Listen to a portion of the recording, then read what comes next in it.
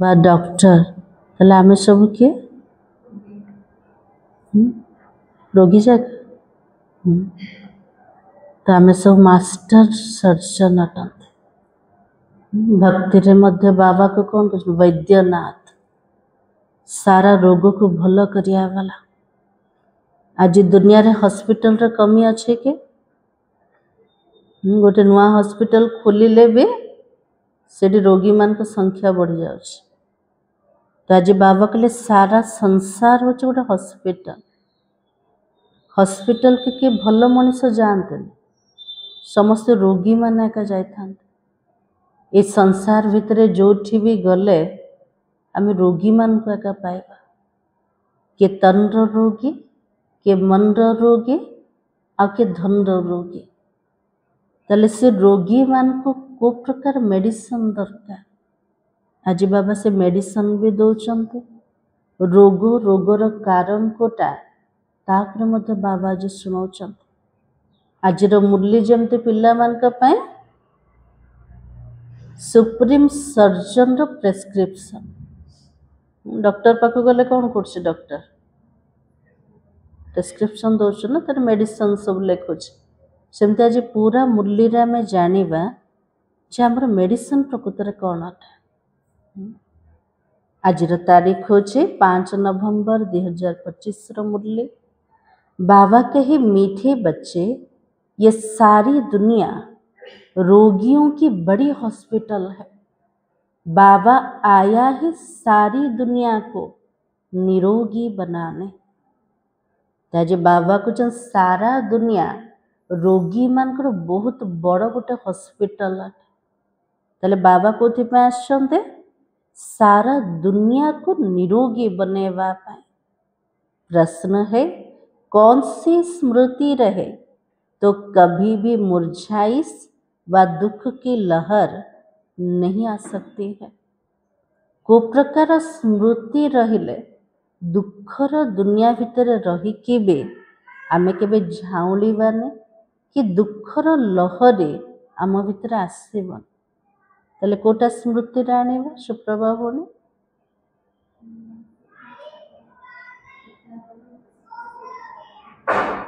सुख सागर संतान अटंत आउ कोड़ा मन रखे हेमा भून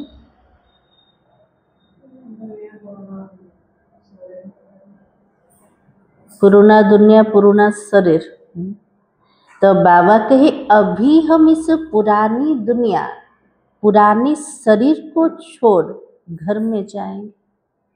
बाबा के लिए भले दुनिया भीतर रहुच सब बड़े बुद्धि रे रख ये शरीर होचे पुराना आटे ये संसार होचे पुराना आटे मत को छाड़ी की घर को जीवार अच्छे जार बुद्धि घरे रहिबो से केबे भी दुखी हबन।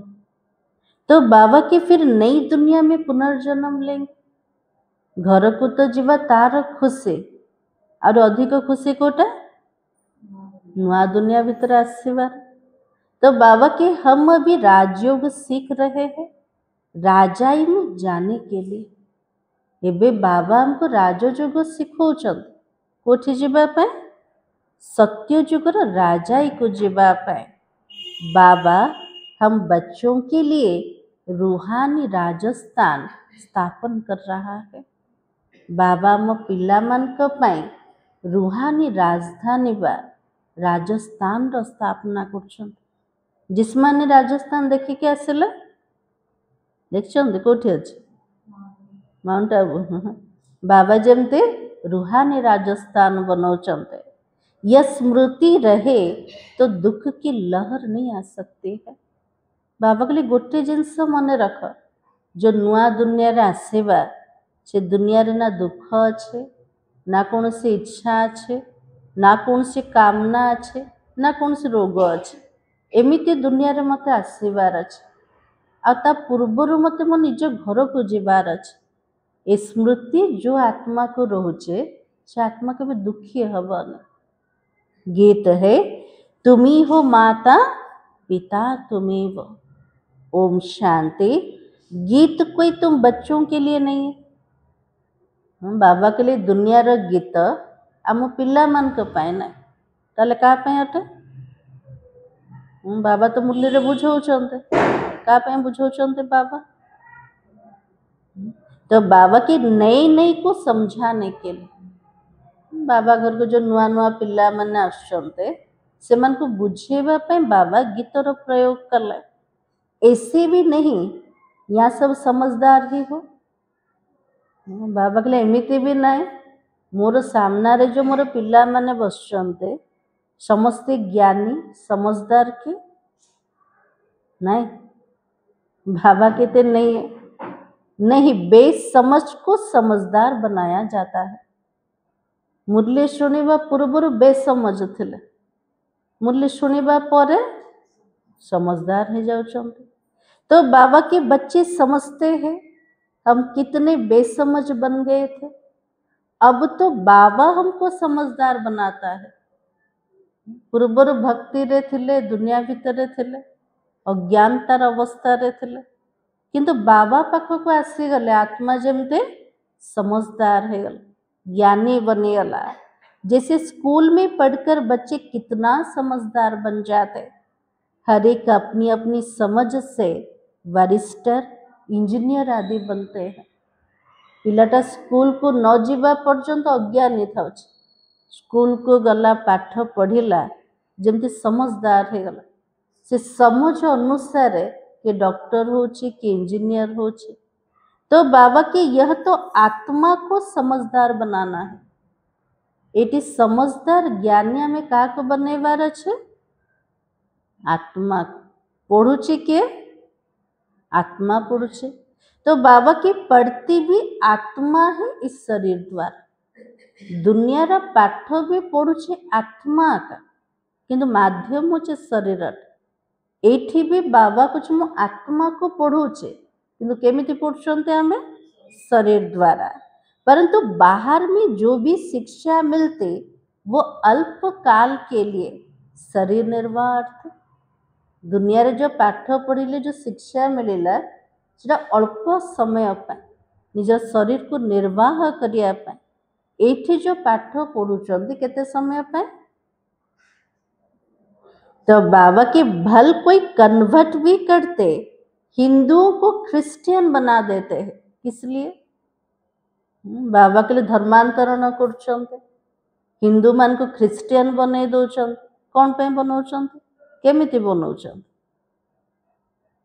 केमिति बनेले तो बाबा के थोड़ा सुख पाने के लिए से मान को लोभ देखौचंते लालच देखौचंते कि सुख पाइबा पाए निजर धर्म को छाड़ी के अन्य धर्म को गले तो बाबा के पैसे नौकरी आदि सहज मिलने के लिए आजीविका के लिए किसी धन मिली जीव कौन से संपत्ति मिली जीव आजीविका पाए नौकरी पाए जो धर्म को मध्य छाड़ दो अब तो तुम बच्चे जानते हो हमको पहले पहले तो आत्म अभिमानी बनना पड़े यह मुख्य बात है क्योंकि यह रोगियों की दुनिया है एठी बाबा हमको प्रथम पाठ पढ़ुचन आत्मार पाठ आत्म अभिमानी हमको बनेबार अछि ये दुनिया को प्रकार अटे रोगी मानकर दुनिया ऐसा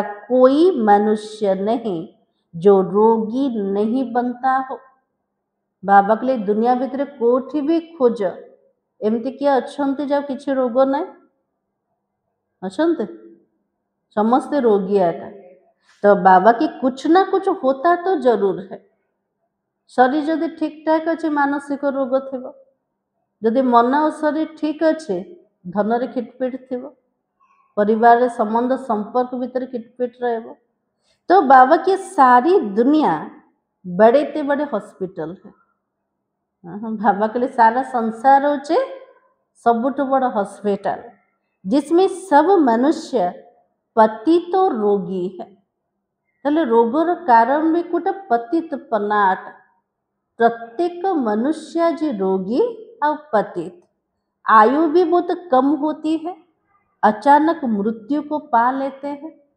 एवं आयुष्य मध्य कम होचे अचानक मृत्यु आसी जाउछे तो बाबा के काल के चंबे में आ जाते हैं यह भी तुम बच्चे ही तो जानते हो तुम बच्चे सिर्फ भारत की ही नहीं सारे विश्व की सर्विस करते हो, वो भी गुप्त रीति से।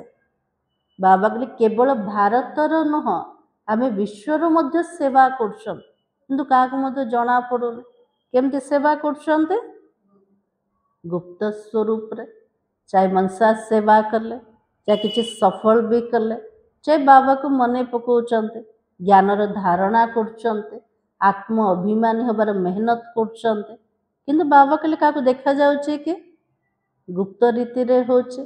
तो बाबा की मूल बात है कि बाप को कोई नहीं जानता। बाबा कहले रोगी दुनियार कारण कोटा, मूल कथा होचे बाबा को भूली गले। जे निरोगी बनेवा वाला से परमात्मा को भूली गले। तो बाबा कितने मनुष्य होकर और पारलौकिक बाप को नहीं जानते और उनसे प्यार नहीं रखते हैं। बाबा कहले मनीष बुद्धिवान प्राणी अटे, हेले भी निजर पारलौकिक पिता को जाने, निजर पिता से तो स्नेह आकाना का से तो स्नेह रखुचंते शारीरिक संबंध संपर्क सहित। तो बाबा कहते मेरे साथ प्यार रखो। बाबा कहले मु सदा कालर पिता अटे, प्रत्येक जन्म रे मु ही साथ दौले, एबे जदि स्नेह रखिबार अच्छे का सहित रखिबा पारलौकिक पिता सहित। मेरे साथ प्यार रखते रखते तुमको मेरे साथ ही वापस चलना है। बाबा से तो स्नेह रखी के बाबा सहित मते जीवार अच्छे। कोठी जीवार अच्छे घर को जीवार अच्छे। ताले इच्छा होचे घर को जीवा पे, आतुरता आसे ना ने जल्दी जल्दी घर को जीवी। तो बाबा की जब तक वापस चलो तब तक क्या करो, जेते पर्यंत घर को जाई ना आनते ये दुनिया भीतर तो रहिबार अच्छे ना, ताले केमिति रहिबा। बाबा की से छी दुनिया में रहना पड़ता है। पहले पहले तो देह अभिमानी से देही अभिमानी बनो तो तुम धारणा कर सकते हो। ज्ञानर धारणा भी केतळे हबो आत्म अभिमानी बनिले। जो पर्यंत देहर अभिमान को छाड़ी नांते सेते पर्यंत ज्ञान सुनिले भी आत्मा धारण करि परिबो। तो बाबा की और बाबा को याद भी कर सकते हो। आत्म अभिमानी स्थिति द्वारा बाबार याद भी सहज हो पारे। तले याद पाई ज्ञानर धारणा पाई आमर स्थिति को प्रकार दरकार आत्म अभिमानी। अगर देही अभिमानी नहीं बनते तो कोई काम के नहीं। तो बाबा कहले जदि आत्म अभिमानी हो नांते ना निजर कौन से काम रे आसीबा ना बाबार किछि काम रे आसे। तो बाबा के कोई काम के नहीं हो। देह अभिमानी तो सब है। तुम समझते हो हम आत्म अभिमानी नहीं बनते और बाबा को याद नहीं करते, हम वही है जो पहले थे। बाबा के लिए जदि पिला माने भाबुचंते बाबा जेमते कहउचंते ना आत्म अभिमानी हबा पाए मोर से स्थिति आउरी आसेन, मु सेतिके बाबा को मने पकई पारुन। तो बाबा कहले एबे कोठी अछ पिला मान जेमती पूर्वरु थिलो एबे मधे से प्रकार आकाश अछ, किछि परिवर्तन तो आउरी आसेन। तो बाबा की मूल बात ही है देही अभिमानी बनने की, ना कि रचना को जानने की। मूल कथा होचे निज को जानिबा, निजर असली स्वरूप रे स्थित हवा। ताकू छाड़ी कि जब हमें विस्तार रे जीवा ताले किछि फायदा करना। इसलिए बाबा कहते गाया भी जाता रचयिता और रचना का ज्ञान। ऐसे नहीं पहले रचना फिर रचयिता का ज्ञान कहेंगे। प्रथम रचयिता बाबा को जानिबा तापर रचना को जानिबा। एमिति नुह रचना को जानिला परे रचयिता को जानिबा तो नहीं, पहले रचयिता वही बाप है। कहा भी जाता है हे गॉड फादर। आज प्रत्येक धर्म वाला निज निजर भाषा रे भगवान को मन पकाउछन। किए तो गॉड फादर कहउछन्ते, किए तो अल्लाह बोली कहउछन्ते, कि मालिक कोचन के सदगुरु कोचन से तो जड़े ही अटनते। तो बाबा की वो आकर तुम बच्चों को आप समान बनाता है। बाबा जो आसुचंते पिला मान को निज समान बने दौचन। तले बाबा समान आमे केमते हबा? बाबा केमते कर? आत्म अभिमानी बनना है। बाबा जमती विदेही विचित्र अटंते सेमती बाबा समान मते हबार अच्छे। इसलिए वो सुप्रीम है। प्रत्येक को मुहूर्त रे से निजर स्वरूप रे रोचन। बाबार रूप केबे चेंज आका होल ना, बाबार ना चेंज हो। तो बाबा की इसलिए वो सुप्रीम है। बाबा कहते मैं तो आत्म अभिमानी हूँ। बाबा के लिए मु सदैव आत्म अभिमानी अटे। मो भीतर के देहर अभिमान का आसुने कोथि पे?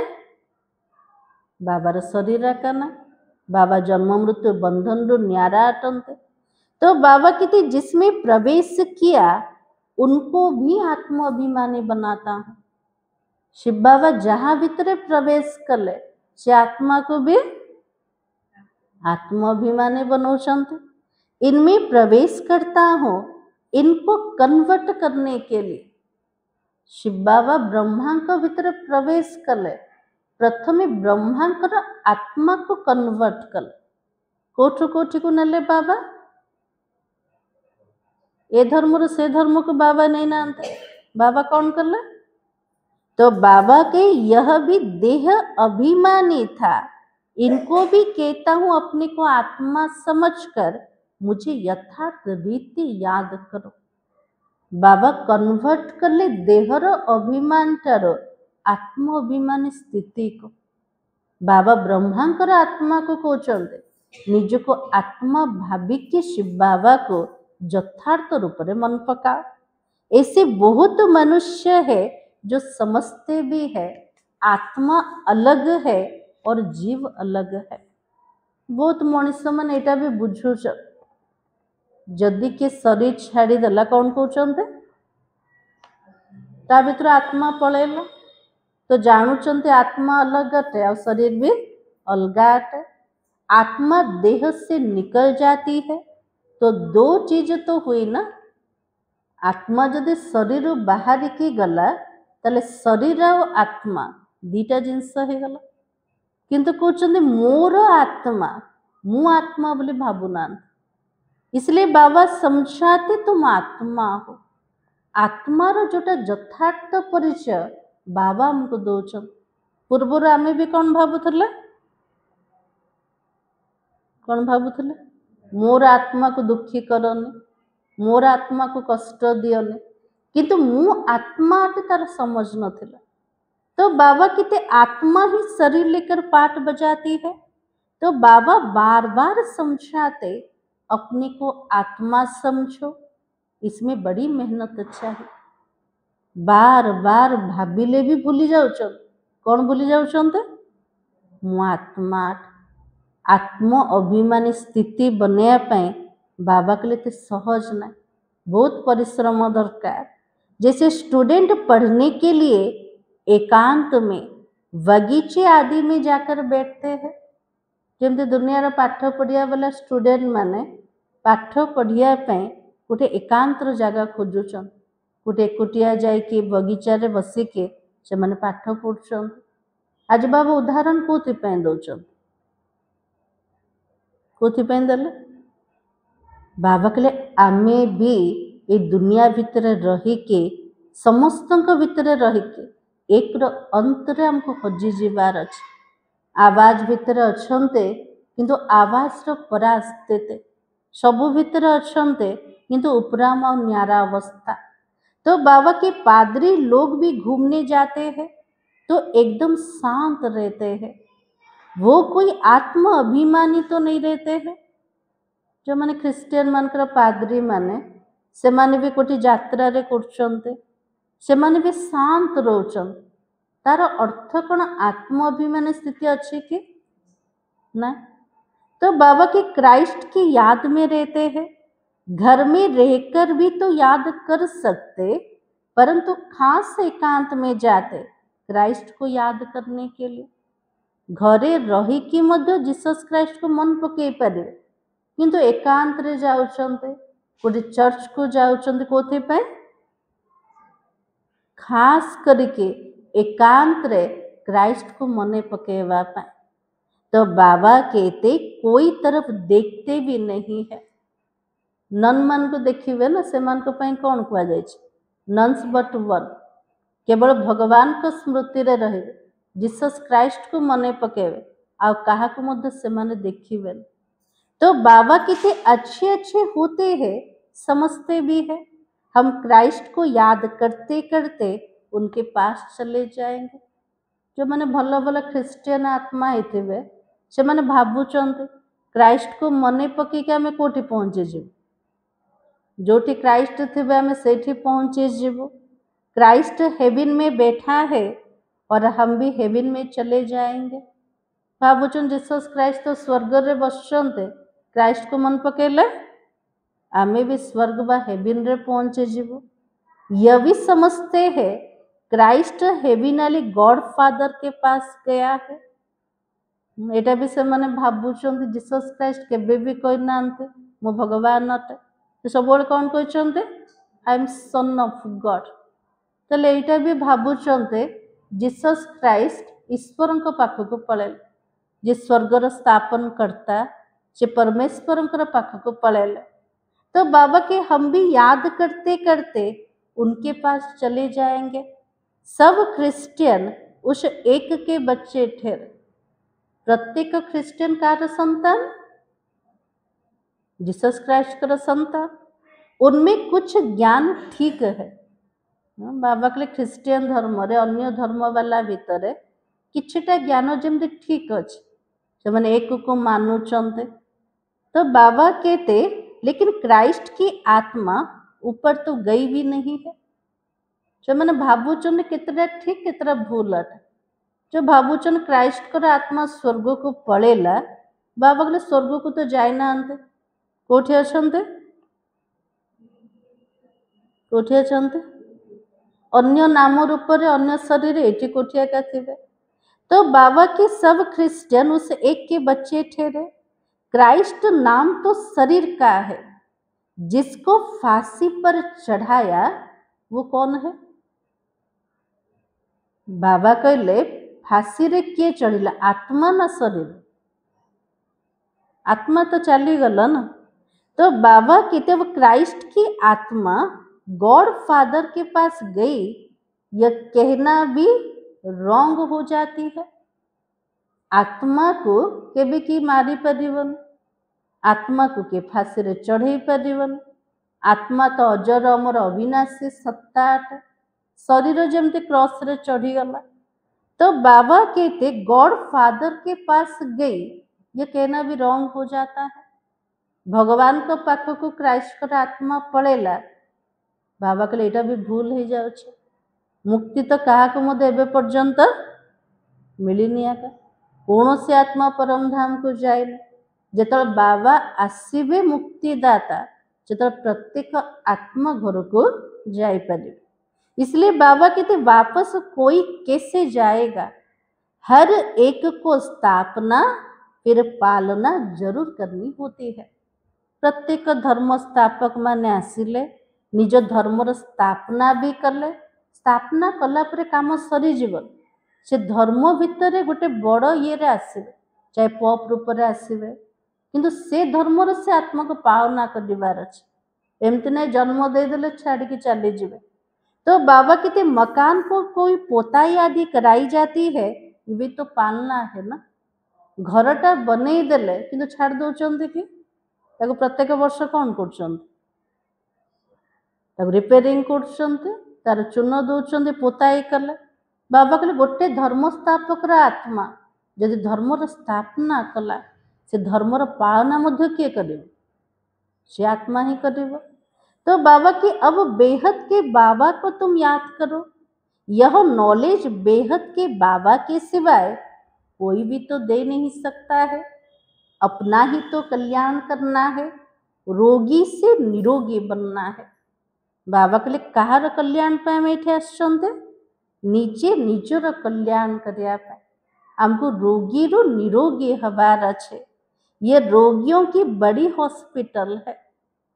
बाबा कहले सारा संसार होचे रोगी मानकर सबुठ बड़ हॉस्पिटल। सारी विश्व रोगियों की हॉस्पिटल है। बाबा कहले पूरा विश्वटा रोगी मानकर हॉस्पिटल। हॉस्पिटल को गले मुह आसुचे आसे ममत्व रोचे से गल अवस्था कौन हो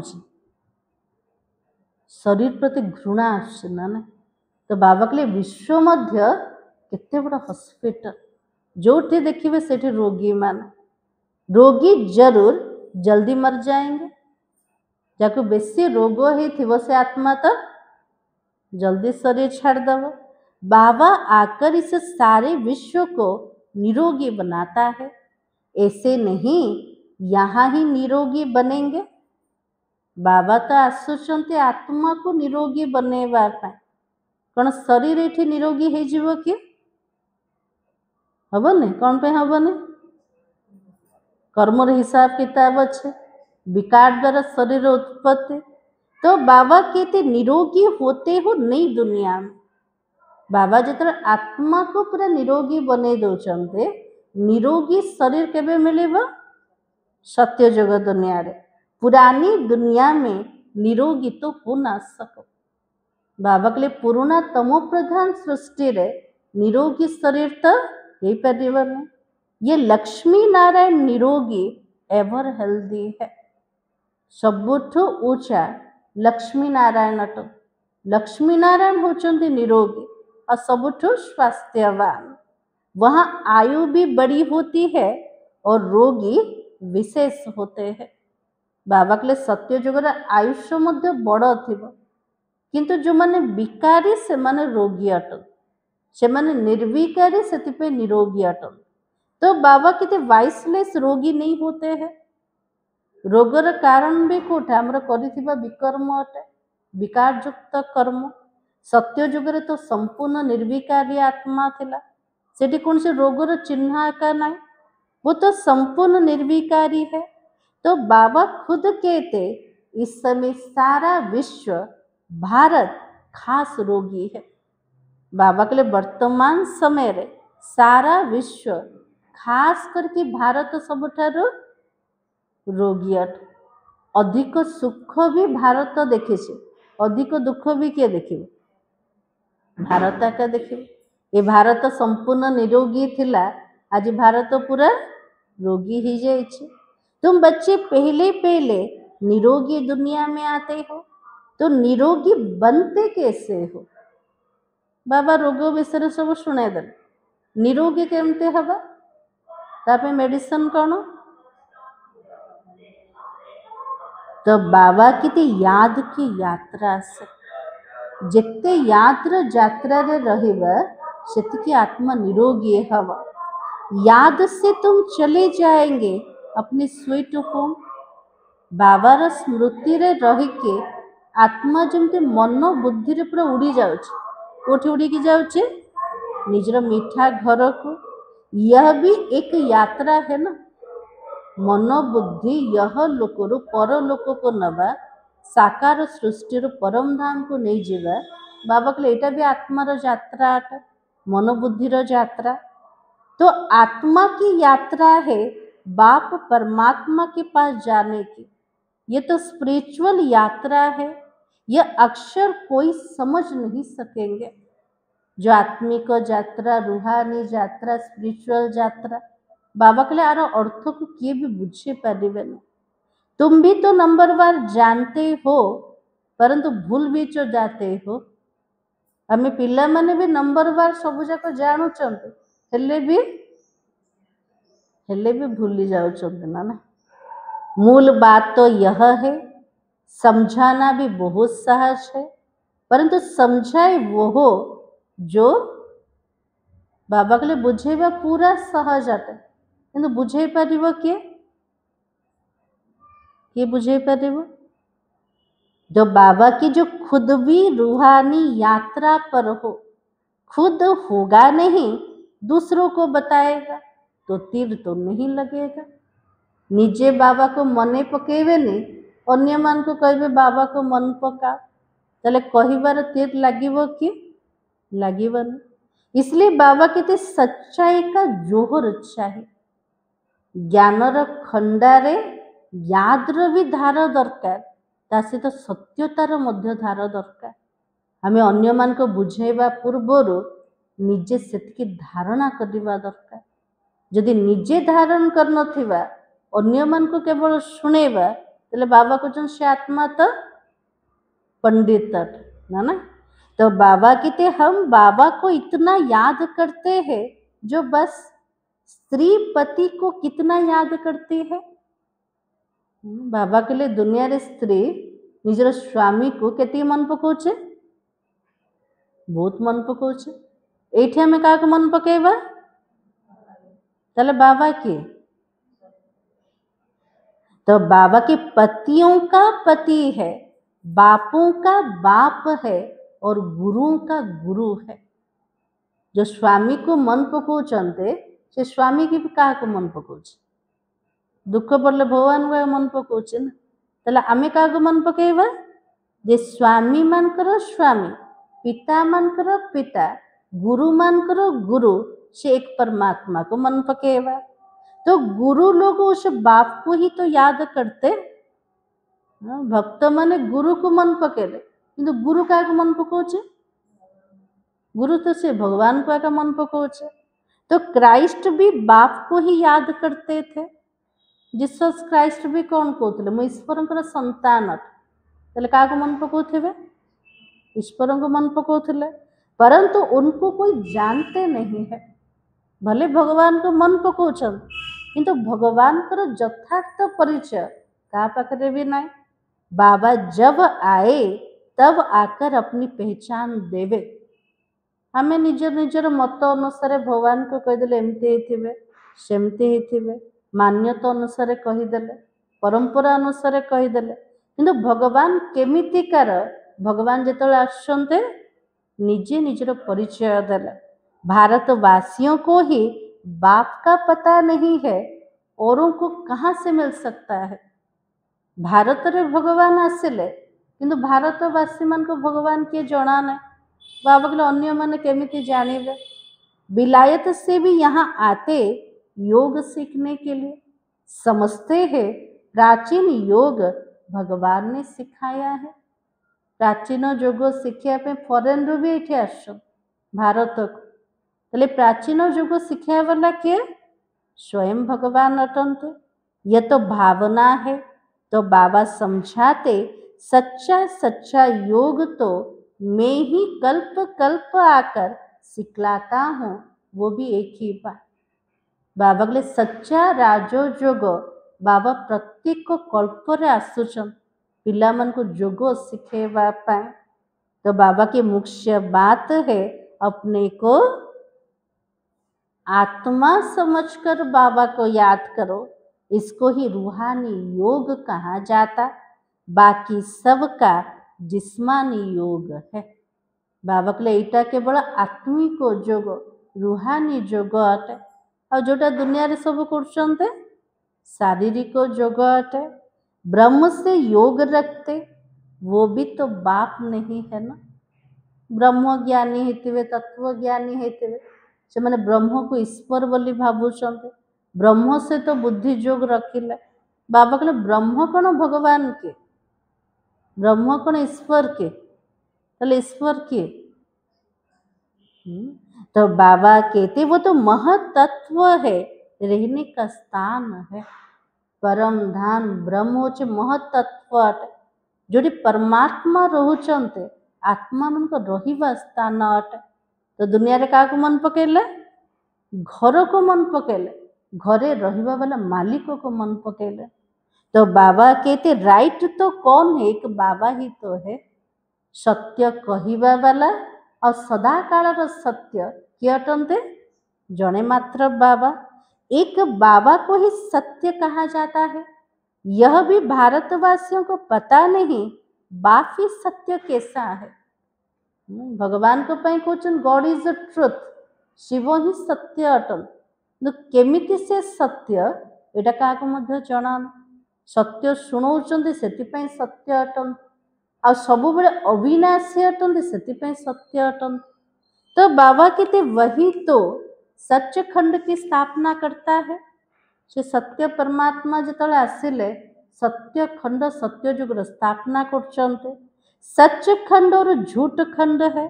और तुम जब सच खंड में रहते हो वहाँ रावण का राज्य नहीं रहता है। जिते आत्मा सत्य खंड रे थिला से रावण राज्य ही नथिला। आधा कल्प के बाद रावण का राज्य झूठ खंड शुरू होता है। बाबा कहले अधा कल्प पर रावण राज्य भी आरंभ है और मिथ्या मध्य आरंभ होगला। सच खंड पूरा सतयुग को कहेंगे, फिर झूठ खंड पूरा कलयुग का अंत है। अभी तुम संगम पर बैठे हो। सत्य खंड हो सत्य जुगर आ पूरा मिथ्या खंड कोटा कली जुगर अंतिम समय अटे।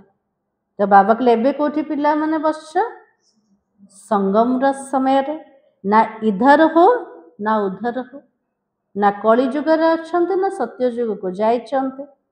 तुम तो यात्रा कर रहे हो। बाबा कहले वर्तमान आमे सब यात्री। तो बाबा के आत्मा ट्रैवल कर रही है, शरीर नहीं। ताले यात्रा के करछे आत्मा का करछे, देह तो विनाश से जाउछे।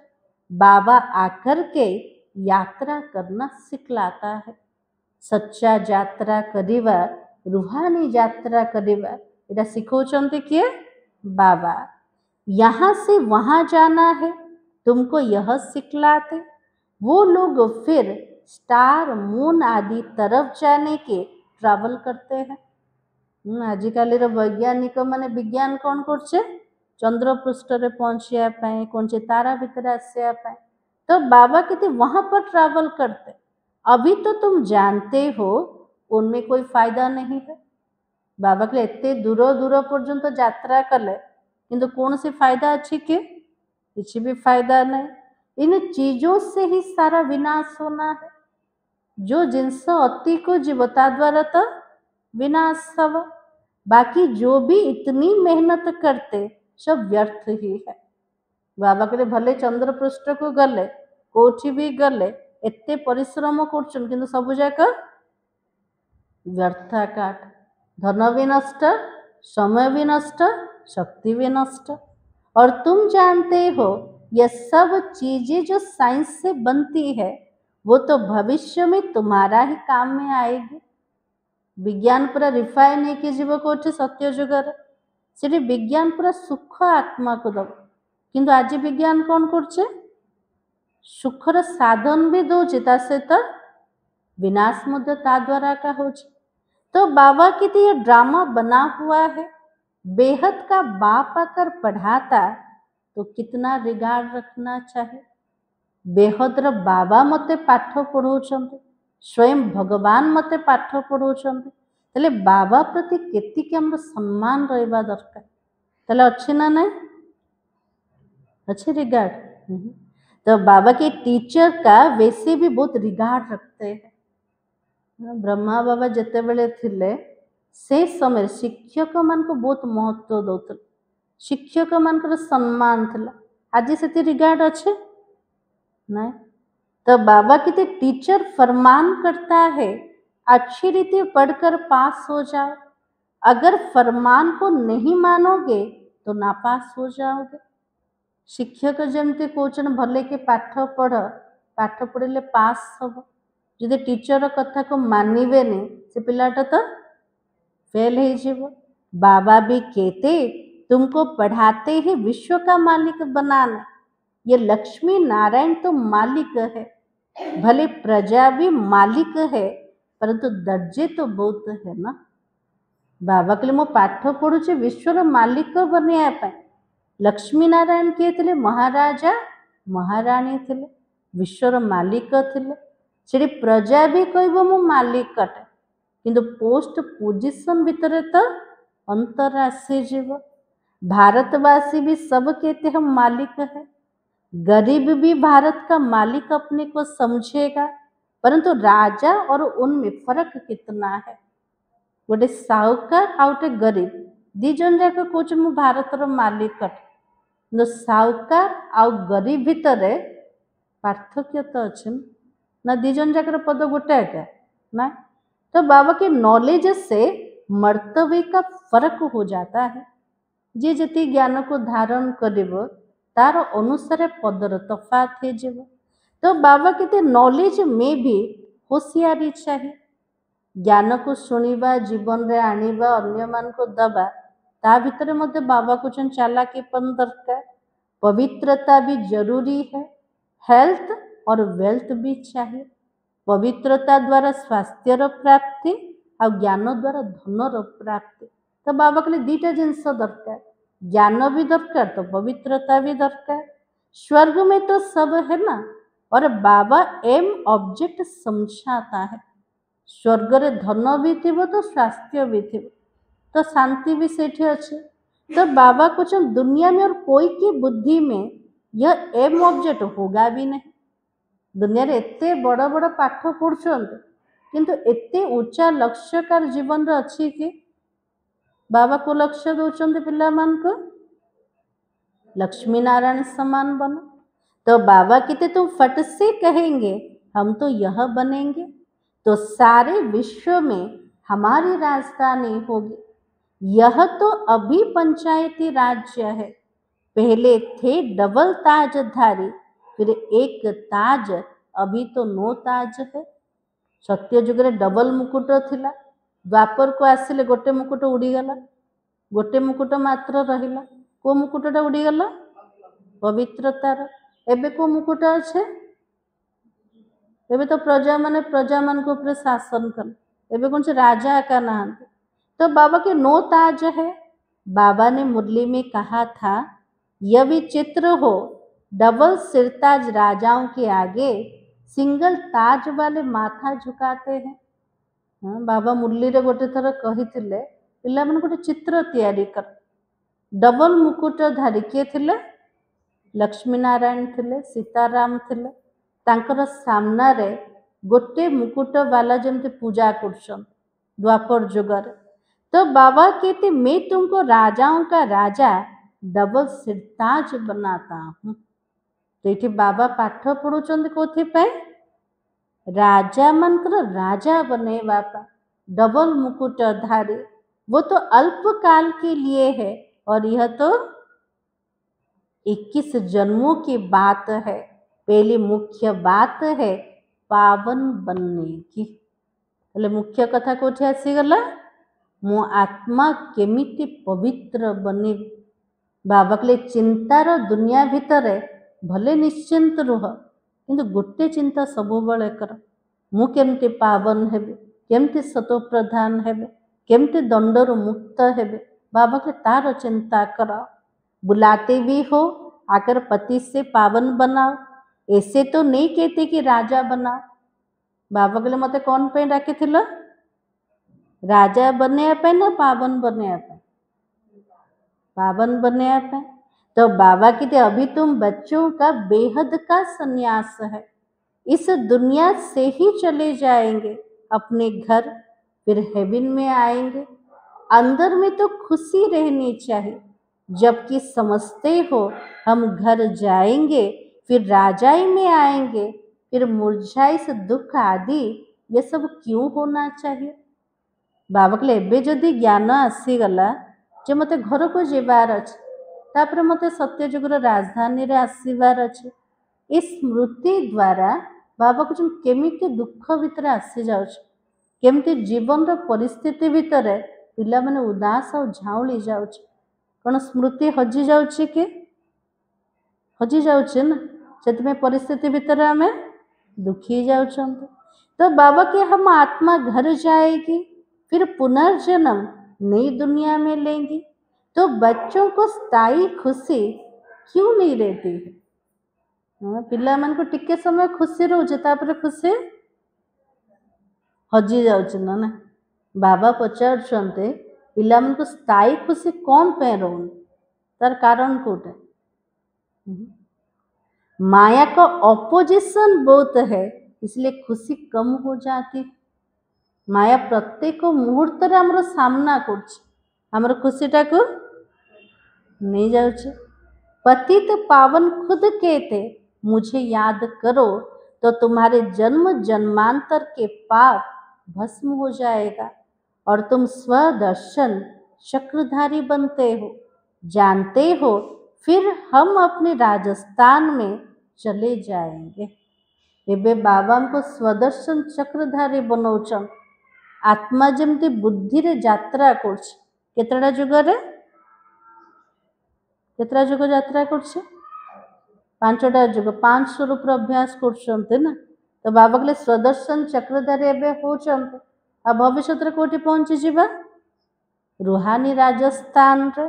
और यहाँ भिन्न भिन्न प्रकार के राजाएं हुए हैं। अब फिर रूहानी राजस्थान बनना है। स्वर्ग का मालिक बन जाएंगे। क्रिश्चियन लोग हेवन का अर्थ भी नहीं समझते हैं। हेवन बोले कहते कि प्रकृत में स्वर्ग कौन थिला से मन को जना एका ना। वो तो मुक्ति धाम को हेवन कह देते हैं। से मन तो सत्य जुग आसी ना स्वर्गर किसी स्मृति एका ना। से मैंने स्वर्ग क्या भावुंटे? परम धाम को, मुक्ति धाम को।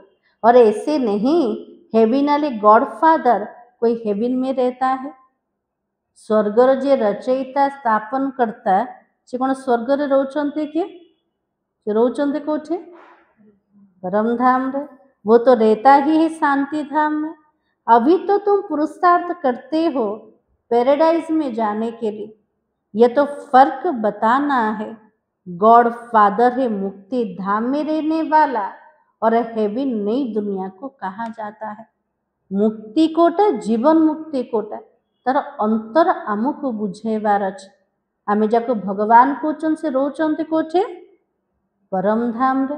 किंतु परमात्मा जो राज्य स्थापना करचंते सेटा अछि स्वर्ग दुनिया अटे। फादर ही आकर पैराडाइज स्थापना करते।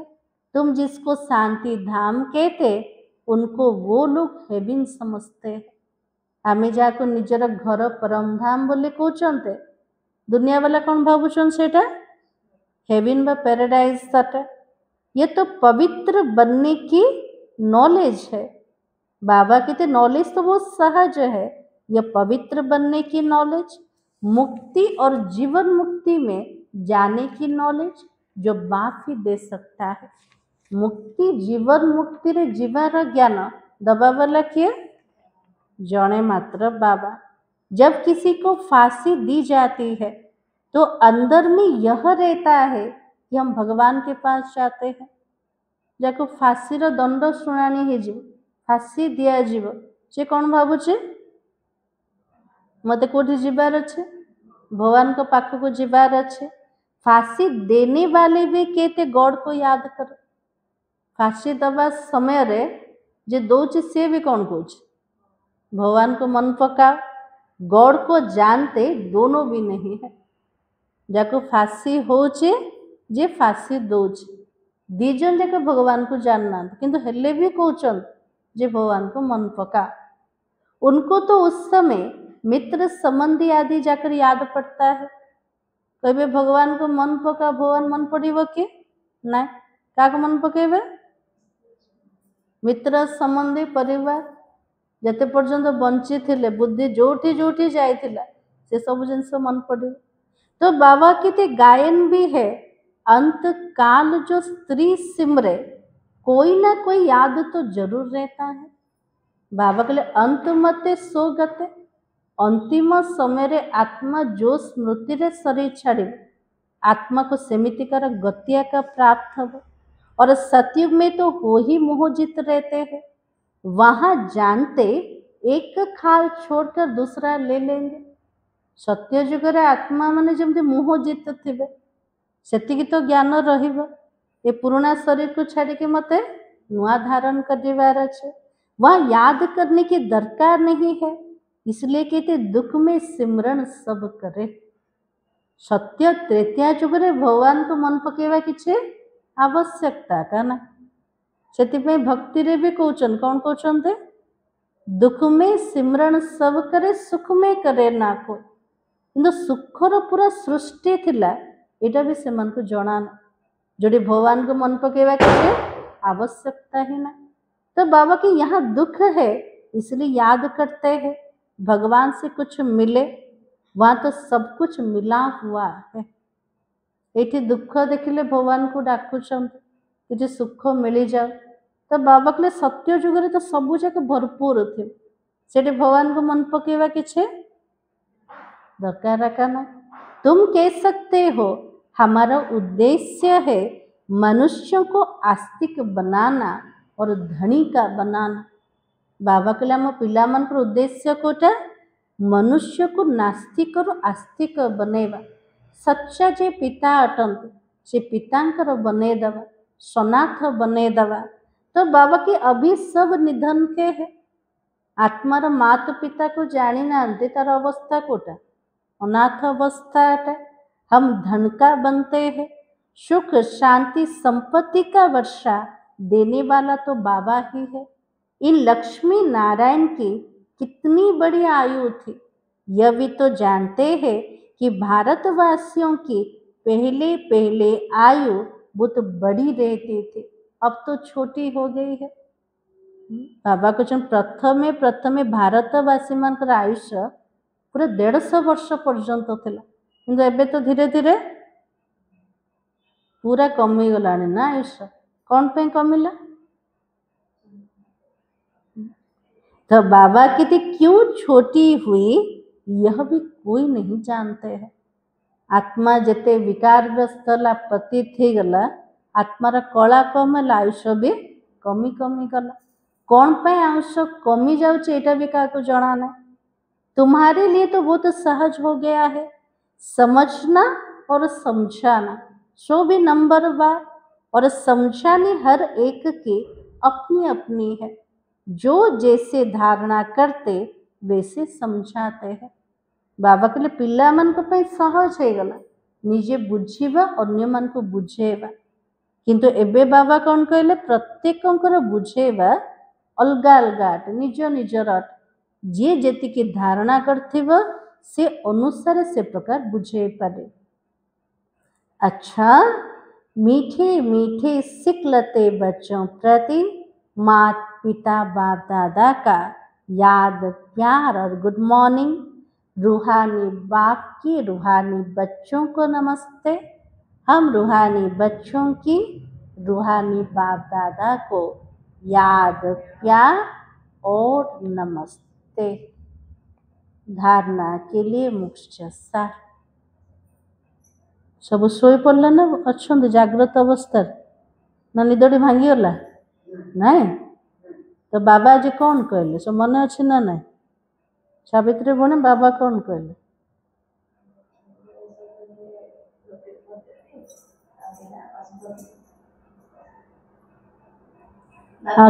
आ कौन कहन बाबा शांति बने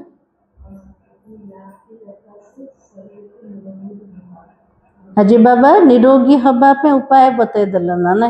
एक तो आत्माभिमान स्थिति और बाबार याद अटे और रोगर कारण कोटे विकार और पतित पनाट। पूरा निरोगी केतले थिले नुआ दुनिया स्वर्ग रे। बाबा के लिए दुनिया होचे हॉस्पिटल अटे, ये किए भी तुमको निरोगी मिलिबे, समस्ते रोगी ही अटन।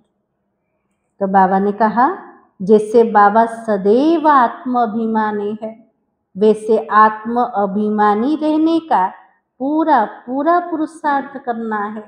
एक बाबा को दिल से प्यार करते करते बाप के साथ घर चलना है। जेमती बाबा सबु बेले आत्म अभिमानी स्थिति रे रोचन, सेमती आम पिला मान को भी बाबा समान आत्म अभिमानी हबार पूरा पूरा पुरुषार्थ करिवार अछि। एक बाबा को हृदय रो भल पाइबा, दिल रो भल पाइबा, स्नेह करी करी बाबा सहित कोटि पहुंची जीवा परम धाम घर को। सेकंड पॉइंट, बेहद बाबा का पूरा पूरा रिगार्ड रखना है, अर्थात बाप के फरमान पर चलना है। और बाप का पहला फरमान है बच्चे अच्छी रीति पढ़कर पास हो जाओ, इस फरमान को पालन करना है। बेहद्र बाबा सहित पूरा पूरा सम्मान रखिबा, रिगार्ड रखिबार अर्थ होचे बाबार प्रत्येक कथा को मानिबा, से कथा अनुसार जीवन को चलेबा। फिर बाबा कहते, बाबा का पहला फरमान क्या है? बाबार प्रथम कथा कोटा, पिला माने भल रूप रे पाठ पढ़ी के पास हो जाओ। पढ़ेंगे लिखेंगे तो होंगे नवाब, नहीं पढ़ेंगे रुलेंगे तो होंगे खराब। ये भल रूप रे जदि पाठ पढ़िबा ताले राजा ही परिबा, मालिक ही परिबा। जदि पढ़िबानी ताले फेल ही जीवा। तो बाबा कहते इस फरमान को पालन करना है।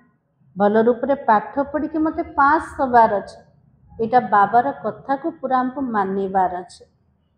आजिर वरदान होचे, शक्तिशाली सेवा द्वारा निर्बल में बल भरने वाले सच्चे सेवाधारी भव।